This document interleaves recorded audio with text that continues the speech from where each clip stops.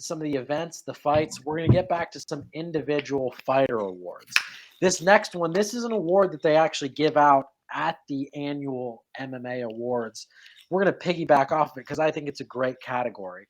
It's going to be Breakthrough Fight of the Year. How I define this is basically either someone that went from prospect to contender or someone that broke through into a fan favorite.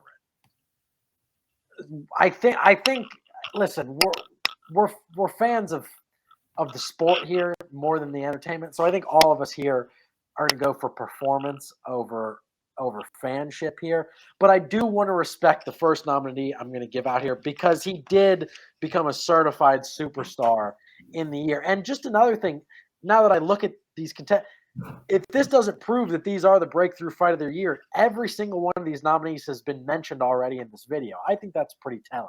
But we're going to start with number one, Paddy Pimblett.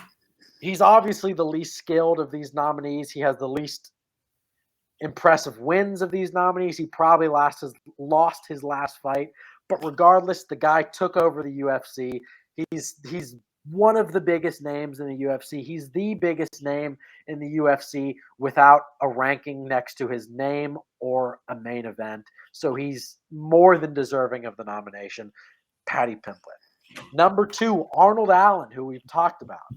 Made a name for himself at UFC London, starching Dan Hooker, and then certified himself as a title contender, beating Calvin Kattar in a less than exciting fight that ended in injury. But if we're all being honest here, Arnold Allen was winning that fight for every second it existed. Number three, a name that Nader has already talked about, Jamal Sweet Dreams Hill.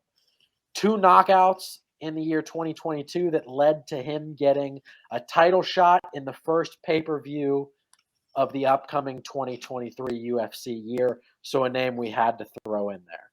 And then last, but certainly not least, Sergey Pavlovich. And I'm going to get right into it because that is my pick. Sergey Pavlovich started the year 2022 having not fought in the octagon in over 2 years, comes in, fights 3 times as a heavyweight, fights 3 times in 1 year, 3 first-round knockouts, goes from outside of the rankings to start the year to finish as the number 3 ranked heavyweight in the world, 1 fight away from a title shot. He starts the year off at a card we've talked about, UFC London in March. First round knockout, 4 minutes into the first round, starches Shamil Abdurakhimov, a veteran that nobody has easily gotten out of there in 1 round. But he makes that look not impressive in his last 2 fights of the year. He starches the knockout king Derek Lewis in 55 seconds at UFC 277. And then in the final UFC fight night of the year, Stephen Thompson versus Kevin Holland. On the main card, 3-round bout against Ty Bam Bam. Chin of a champion, heart on his sleeve, Tuivasa. Nobody's done him like this. Nobody.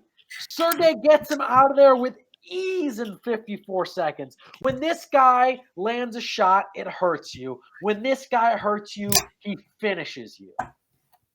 He's lost 1 fight in his whole career. It was his UFC debut to Alistair Overeem. That is not a loss to be ashamed about. Like I just said, this kid is 1 fight away from a title shot, and he started this year having not fought since 2019 against Mo Green. Mo Green is not in the UFC anymore. Mo Green does not deserve to be in the UFC. He went from that to the number 3 ranked heavyweight in the world. That is breaking through. That is the definition to me of this award. And I think you guys are going to agree. So whoever wants to come up next and say good things about Sergey Pavlovich, Nader, take it away. Oh my God, Ted! I mean, what is there not to like about this guy? When I say that, I'm impressed. I'm impressed. There's no words other to say that just I'm impressed. The things that he did this year only. He disappeared for quite literally 2.5 years. and just appeared out of nowhere like a new man. He knocked out Derek Lewis, and then after that, in 1 second faster, he knocked out Tai Tuivasa, the guy that knocked out Derek Lewis too before he did. So, Tai Tuivasa is one of my favorite fighters. As much as it hurt, it scared me how powerful this dude is. He put him out with a jab. Who do you know that can put people out with a jab? To be honest, he has Francis. I don't know if he has Francis Ngannou level power, but it's certainly up there amongst the elites when it comes to power in the UFC. This guy, he's just crazy. I'm so excited to see what they do with him because really, if the UFC builds this guy up right, we can see him potentially down the line get a title shot in 2023. Why not? Why not? I mean, I know that the UFC is still trying to figure things out with Stipe Miocic, still trying to figure what to do with John Jones. I know that he's like set to fight at, I believe, 285. So hopefully they can get that sorted out and get Sergey Pavlovich into the mix because he deserves it. You never know. You never know what happens when he faces Ngannou. So not only is this guy just a breakthrough fighter of the year, he's done it to the point where he's a legit contender. He's a legit contender. So I'm so excited to see what he does. I mean, not much can be said more than was already said here, but man, he's so good. He's so good. This guy has, like we said, he lost his UFC debut to Alistair Overeem in a fight that was exciting as it was. I mean, those two just went out and threw for that round. He's the number 3 ranked heavyweight in the world, and he hasn't even seen a second round yet. He is the number 3 heavyweight in the world and has yet to see a second round. That reminds me of Francis Ngannou. It's so. I mean, they memed. I hate to cut you off, but they memed how Francis went into that fight with Jairzinho Rozenstruik. It's like the most joked about performance in UFC, and that is how Sergey Pavlovich goes out there every time. They're very similar. That fight's gonna happen, man. And honestly, man, it's just like you've got Francis Ngannou and Sergey. If I see Francis Ngannou and Sergey Pavlovich just stand, like the face-off that those two would have in the center of that is just something. It's a scary sight to think about because those two. I think right now I would favor Francis Ngannou because I think he's more composed. I think he's the better, like the more when he puts his mind to it, he's got more technical ability. Sergey just has this raw power about him. I mean, I'm not saying, if Sergey Pavlovich hits him with the right shot, I'm not saying he won't go out. But, and we're talking about, he just beat Tai Tuivasa, who's Cyril Gane. Cyril Gane fought Francis Ngannou. And Cyril Gane said that Tai Tuivasa hit harder than Francis Ngannou. Like, he was hitting him harder than anyone had. Tai Tuivasa shut out Cyril Gane's lights, who we all still consider one of the best in the division. And Sergey Pavlovich beat him in 54 seconds. That is unbelievable. I think that's next. As excited as I am for the thought of Ngannou versus I think Pavlovich. It's got to be Pavlovich Gane. I think that's the fight. Yeah, and to add on to that, let me just tell you, this dude throws 8.07 significant strikes landed per minute. This dude, I know all of his fights are quite literally a minute, but the thing that he's doing, he's landing 8 significant strikes in a minute. I don't know, for you guys that don't know, that's an insane stat. At heavyweight, this dude is not only it's not like he has one fight in the UFC. This is stats from 7 fights in the UFC, which is a pretty good amount. Keep in mind, and he's fought the elite of the elite. This heavyweight division, I still want to see what they do with Curtis Blades. I do not want them to forget about Curtis Blades. I know that his last fight with Aspinall didn't go as wanted because Aspinall got that freak injury, but maybe put Curtis Blades and Sergey Pavlovich together. See how that happens. I like that one too. That would be an insane fight. Just with the emergence of a new contender here, it kind of just spices things up for a heavyweight division that was dead a couple years ago. After when Stipe just kept clearing people out. And, some of the other guys, some of the legends, started to retire and move on from the UFC. And, it kind of went through this little rebuilding stage. And now we have Francis Ngannou, we have Curtis Blades, Tom Aspinall. Can't forget about him. He's out on injury, like I just said, but he's going to come back. You got Cyril Gane, Tai Tuivasa still in the mix, Sergey Pavlovich. You have John Jones coming in now. It's going to be a really fun time for the UFC heavyweight division. Absolutely, yeah. Like I kind of already alluded to it before. We went in this year heavyweight and light heavyweight. We're kind of trending down. It's starting 2023. They're two of the more interesting divisions. So I'm glad that heavy guys are getting back into it. Before we get in, we're down to the big two, guys. I'm just going to let you guys all know. But if you've stuck with this video for 45 minutes, I just got to tell you guys, we love you. Thank you. Again, please subscribe because the UFC content will be jumping in 2023. If you didn't stick in with us, we'll clip it all up for the Twitter. It'll all be out there for you. But if you stuck with us, you know, the Chase Olivers of the world, if you stuck with us for 45 minutes, seriously, thank you. We love you. And we're ready to get down to the big two. So let's get right into it. Female Fighter of the Year. We've said one girl's name so many times. This one might be obvious. Do we really need to even name the nominees here? We're going to say the nominees, and I'm going to start with someone who deserves her name to be said, Larissa Pacheco. Larissa Pacheco had multiple knockouts this year to get her to a PFL championship $1 million bout against Kayla Harrison. She was a plus 1,300 favorite, and she beat her. She beat her fair and square. She beat her clear as day. She killed a hype train in maybe the most boring way it's ever been killed. Like, she just beat her. She was just better. She was better than the girl you weren't supposed to be better than. I know PFL girls aren't going to get the love from any of us, including myself, to actually get the shout on this one, but she deserves the nominee. Larissa Pacheco, what a year. Valentina Shevchenko, no one's picking her. She lost to Taila Santos. Amanda Nunes lost to, what's her name, in December of last year. That's basically this year. It counts. It counts as this year. I'm counting. Yeah, don't even know why. It maybe the girl that beat her last year should be the. But let's be honest, the female fighter of the year is Zhang Weili, people. Come on. I mean, come on. She has a tough 2020-21. She gets knocked out cold by Rose Namajunas, not taking anything away from Rose in that bout. Spectacular head kick finish. She deserved it. But then she got robbed in a split decision. Zhang got robbed in a split decision. She beat Rose in that second time around. She 100% did. That was one of my. I just have to go on a little rant about this. The only round Rose clearly won was the fifth round. That's the only.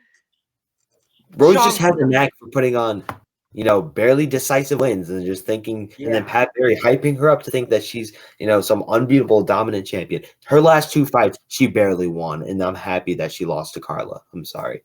I'm in agreement. I'm fully in agreement. But we need to talk about 2022 Zhang Weili. She goes and trains with Triple C Cejudo and comes back a killer. A killer. She knocks out Joanna Jędrzejczyk cold with a spinning back fist that we already nominated for Knockout of the Year. And then she comes and submits Carla Esparza, beats her at her own game, out-wrestles her, out-muscles her, out-strengths her, out-BJJs her, out-grapples her. This girl is so strong, she could go up and beat Valentina Shevchenko. She's so skilled, she would make Rose look dumb if they fight a trilogy. I mean, this girl's stock is at an all-time high. I think she might be the best female fighter of all time. She looked like it in both of her fights this year. I don't know what her move will be early 2023. I'd love to see her go up and fight Valentina. I would. Taila Santos is already scheduled to fight Erin Blanchfield, so she's not getting another shot. I don't know who else to give it to. It's Manon Fiorot. Or it's Zhang Weili. Give it to the girl with a belt already. I just want to say also, Zhang, I'm sorry, I was way too happy. Hey, take it over. Take it over. Yeah, I was going to say, when she went in to fight Esparza, I was just too happy because I knew that she was going to win that fight, and I knew she was going to get her belt back. And at first, when, back in, I believe it was UFC 261, it was the first pay-per-view back from COVID, I was rooting for Rose. I still like Thug Rose, but now there's just something about Zhang coming back and it just reminds us how good and how crazy she is. That signature, backflip that she does whenever she wins, just her insane shenanigans when it comes to just her strikes. She's so skilled. She's so strong. It's her and Jessica Andrade. I feel like those two fighters, they're two of my favorite female fighters because they just know how to throw down, but they do it so technically too, which makes me it's just great performances. They always put it on, and I think that Zhang can rule this division for as long as she wants. I just don't want Rose to get another title shot right away because anything actually, if Rose does, I want to see Zhang knock her out. That's what I want. Evan, you better Yeah, be in agreement. I'm in agreement here. I think this is undisputed. Zhang Weili is the female fighter of the year. I want to go back and talk about one of my favorite moments on this channel, Ted's rant, but before the Esparza Zhang fight. That had me so hyped for that fight. I was like, that rant has to be one of the best moments on this channel's history because there was nothing like that. But I think what really made me believe, I know it's kind of as silly as it sounds, but seeing Zhang Weili pick up Francis Ngannou like that with ease. I mean, it was nasty. I mean, she didn't do it like she didn't like slam him, obviously, but like she just, put him up. I was like, there's no one in this division that can do this. I mean, she is the baddest woman on the planet, and anyone who stands in front of her in 2023 is going to wish they weren't because she's going to tear them apart. They're going to sleep. True. I mean, her strength is off the charts. Her skill level is off the charts. She is the female fight of the year. It is unanimous. It is undisputed. And I do hope we get that Rose fight so we can hear another world-class rant from myself because I got things to say when that fight gets made. But it's the award show, so I'm going to keep it positive for today. But we'll get in. This is the biggest award of the year, people. This is the one that matters. UFC MMA Male Fighter of the Year. Our nominees: Alexander the Great Volkanovski, the featherweight champion. Alex Pereira. I didn't give it to him, but God, did this kid have a year. I've already went from unranked to champion. I cannot tell you when that's ever happened in a 1 year span. In the modern ranking era, I highly doubt that's ever happened. He could have been breakthrough fighter of the year, honestly. Truly. Honestly, he maybe should have been unranked to champion in 1 year's time. 3 fights he fights. We're talking about Alex Botan Pereira. He fights Bruno Souza. Bruno Silva. He starches Sean Strickland. He eventually starches Israel Adesanya. The kid's up there for fighter of the year. Islam Makhachev. Not much needs to be said. If you know this channel, you know we're Charles Oliveira fans. Hey, we love Islam too. We love Islam and we respect the skill. But even going into that fight, none of us thought he was going to do Charles how he did. And but you didn't think, dude. He made it look easy. There was one guy though that did say that Islam was going to do that to Charles, and it was our guy Daniel. Daniel. And I hate that Daniel was right. Daniel, if you're watching this, you made it up. And last but not least, I got this shows that I'm being objective because none of us wanted to throw this guy in here for fight of the year, but I'm putting him up there as our 4th nominee. Aljamain Sterling beat one of the greatest bantamweights of all time and Peter Yan in the same calendar year. He beat them both in the same calendar year. You got to give it to him. But with that being said, I am taking Alexander the Great, pound for pound, Volkanovski. I will say this every time I have the opportunity to say it. I do our TWSN pound for pound rankings, and I put him uno months before the UFC because I know fighting. And I also know who the fighter of the year was. It was Alexander Volkanovski. He wasn't as active as everyone, but what he did was phenomenal. He did something to Chan Sung Jung that's never been done before. He made him not look like a good fight. He made him look like a bad fighter. He had to go out in the 4th round and ask him if he was okay to continue, just to continue to knock him out. With that being said, he was supposed to fight Max Holloway, somebody that these internet MMA geniuses think has beat him twice. He goes out there, makes him look silly too, talks to him during the whole fight. He cut him open. He cut him open with a right hand and goes, "Oh, that looks bad, mate." In his "Oh, that one looks bad. That one's bad, mate." I mean, this guy's on another level from the whole other division. He truly is. Like, ESPN and all these guys got to talk like Max was that guy in another league from the division. Volk is in another league from Max. He's 3-0'd him. He's goose-egged him in 15 rounds. He's goose-egged him. Somebody we all thought of as the greatest featherweight of all time. Alexander Volkanovski is the greatest featherweight of all time. He is the greatest male fighter of 2022. And in 2023, he will challenge Islam Makhachev for the lightweight belt. And if he wins that, he's more than fighter of the year. And we will have to come back and have a video telling you why Alexander Volkanovski is the greatest MMA fighter of all time. But that'll be a different video for a different day if different thing happens in a different fight. But I've said his name, so I have to go to Evan after this. Who's your fight of the year, you bum? Well, we're not going to have to make that video because I don't think he's been my male fighter of the year. Islam Makhachev. I mean, I was the only one in this group here to take him to beat Charles Oliveira. I love the guy, but I didn't expect, like Ted said, I didn't go out and was like, oh yeah, he's going to kill him. I didn't go with that, but I did think he was going to win this fight by submission. And he did just that. And I hate to talk right now about, Drew Dober just knocked out Bobby Green. Oh, is Drew Dober going to get his title shot now? Let's all be honest. We all knew Islam Makhachev was on a different level than Drew Dober is right now from the start. I understand maybe he probably should have had another fight before the Oliveira fight when it came to, he beat Bobby Green, who was, I think, 15 in the rankings at the time, or 13 maybe. So he hadn't even fought someone in the top 10, and that division is stacked to begin with. But at the time, with all those guys coming off quick fights, injuries, Oliveira needed an opponent, and Makhachev I felt like was the one that everyone was kind of building towards. And man, he just killed him. He demolished Oliveira. And Oliveira, we know, I'm not going to say he has the strongest chin because he goes down when he takes a hard shot, but he has the strongest will I've ever seen because he will take the shot, get up, and maul you.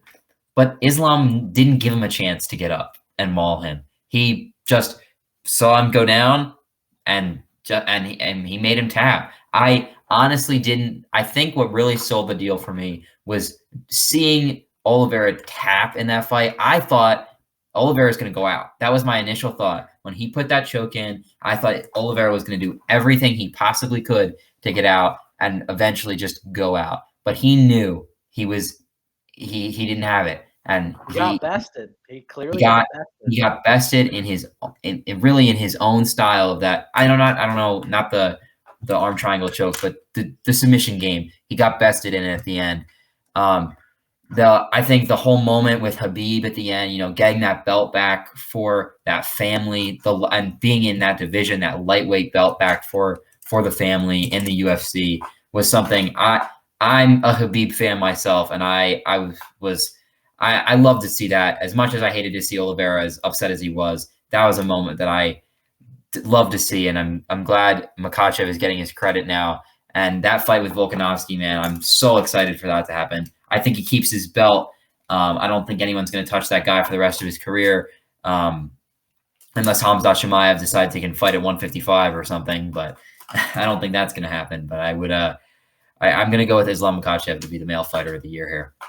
Well, Evan, thanks for your input. Nader, tell us why Evan is wrong and I am right.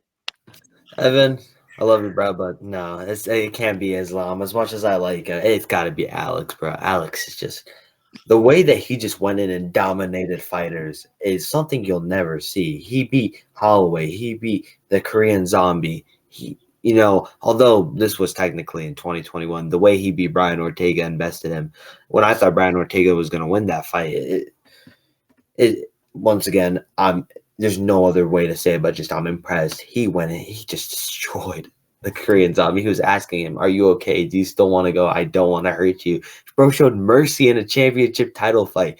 That just shows the disparity between him and the fighter that was across him. And then Max Holloway, arguably He looked really good. He had a fight against Yair Rodriguez. It was really close. I think that could have gone either way, but he showed that he could still, strike like the best of them. And Yair, he's arguably the best striker in the featherweight division. He's getting a interim. Is it an interim title fight? Yeah. An interim title fight, yeah, against Josh Emmett. I think he's going to beat Josh Emmett. I know we'll talk about that when the time comes, but he showed that he can still fight and that he's still elite. And then what does Alex do to him? Destroys him.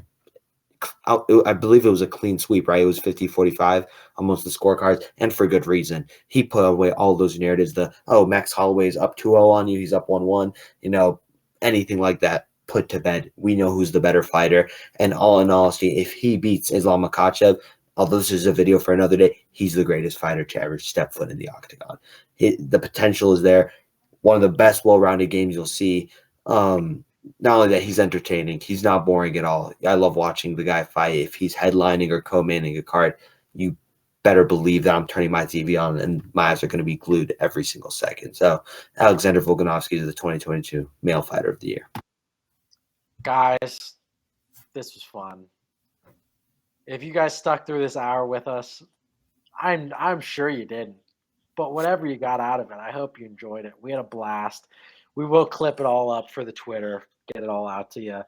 This will be the first of many annual TWSN MMA award shows. It was the most fun I've ever had making a video with you guys, and we have fun every week.